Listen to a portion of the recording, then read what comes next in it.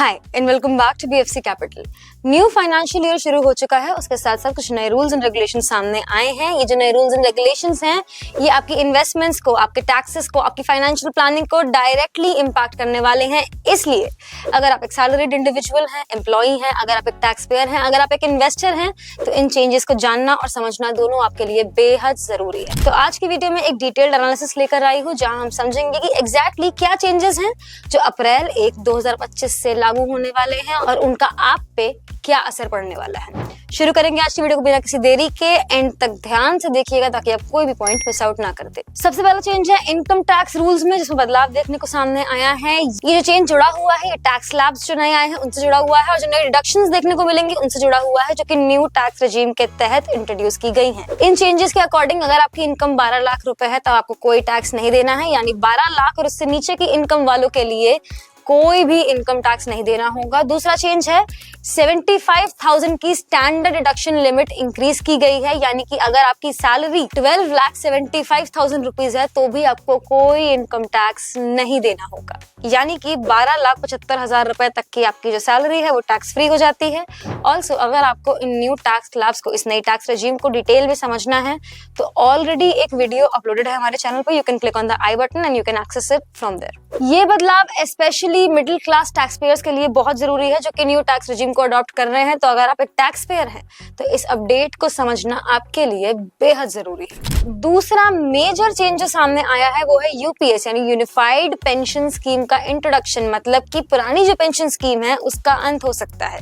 ये change majorly government employees के लिए बेहद जरूरी है। यूनिफाइड पेंशन स्कीम यूपीएस अगस्त 2024 में अनाउंस की गई थी और अप्रैल 1, 2025 से लागू हो चुकी है। ये स्कीम पुरानी पेंशन स्कीम को कंप्लीटली रिप्लेस कर देगी और 23 लाख गवर्नमेंट एम्प्लॉइज को डायरेक्टली इंपैक्ट करेगी। अगर किसी एम्प्लॉय की सर्विस 25 साल या उससे ज्यादा है तो उनको रिटायरमेंट के बाद अपनी लास्ट 12 मंथ्स की एवरेज बेसिक सैलरी का 50% पेंशन के रूप में मिलेगा। एक और बात मैं आपको बता दूं कि यूपीएस से जुड़ा एक वीडियो हम ऑलरेडी अपने चैनल पे बना चुके हैं, तो अगर आपको यूपीएस को डिटेल में जानना है click on the I button and you can watch the video from there. ये मूव पेंशन सिस्टम को और स्ट्रक्चर्ड और ट्रांसपेरेंट बनाने के लिए किया गया है ताकि जो एम्प्लॉइज हैं उनको रिटायरमेंट के बाद एक स्टेबल इनकम पेंशन के फॉर्म में मिलती रहे। तो अगर आप एक गवर्नमेंट एम्प्लॉय हैं तो आपके लिए यूपीएस को समझना बेहद जरूरी है। इस रूल को अपने ध्यान में जरूर रखें अपनी रिटायरमेंट प्लानिंग करते वक्त। तीसरा मेजर चेंज जो सामने आया है कि अगर आपका पैन आधार लिंक नहीं है तो आपको डिविडेंड नहीं मिलेगा। अगर आप म्यूचुअल फंड में या स्टॉक्स में इन्वेस्ट करते हैं, अगर आप एक इन्वेस्टर है तो ये चेंज आपको डायरेक्टली इम्पैक्ट करने वाला है।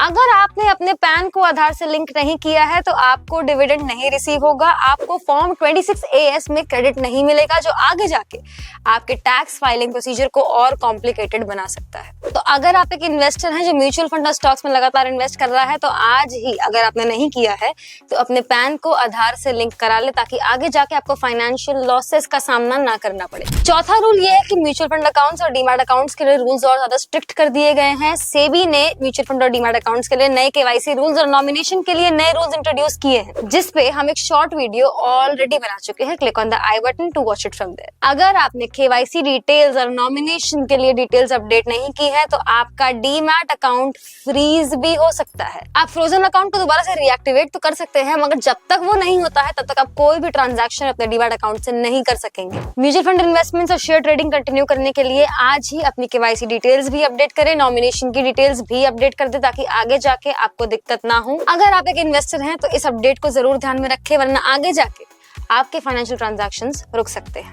ये नए फाइनेंशियल चेंजेस इन्वेस्टर्स को, टैक्स पेयर्स को, सैलरीड इंडिविजुअल्स को, गवर्नमेंट एम्प्लॉइज को, सबको इम्पैक्ट करने वाले हैं। अगर आप टैक्स प्लानिंग कर रहे हैं तो न्यू टैक्स रेजिम और नए टैक्स स्लैब्स को जरूर ध्यान में रखें। अगर आप एक इन्वेस्टर हैं तो केवाईसी डिटेल्स, नॉमिनी अपडेशन की डिटेल्स जरूर फिल कर दें, अपना पैन और आधार लिंक कर दें। अगर आप एक गवर्नमेंट एम्प्लॉय हैं तो यूनिफाइड पेंशन स्कीम को ध्यान से समझें और अपना रिटायरमेंट प्लानिंग उसके हिसाब से ही करें। क्योंकि ये चेंजेस आपकी फाइनेंशियल प्लानिंग को डायरेक्टली इम्पैक्ट करने वाले हैं, मेरा सुझाव यही होगा कि आप अभी से तैयारी शुरू कर दें। अगर आप कोई स्टेप मिस आउट कर रहे हैं तो उसे आज ही कंप्लीट कर लें। अगर आपके मन में कोई भी सवाल है, क्वेरी है, शंका है, कोई पॉइंट आपको नहीं समझ में आया, किसी अपडेट के बारे में आपको और जानकारी चाहिए, आप कमेंट सेक्शन में हमें जरूर बताएं।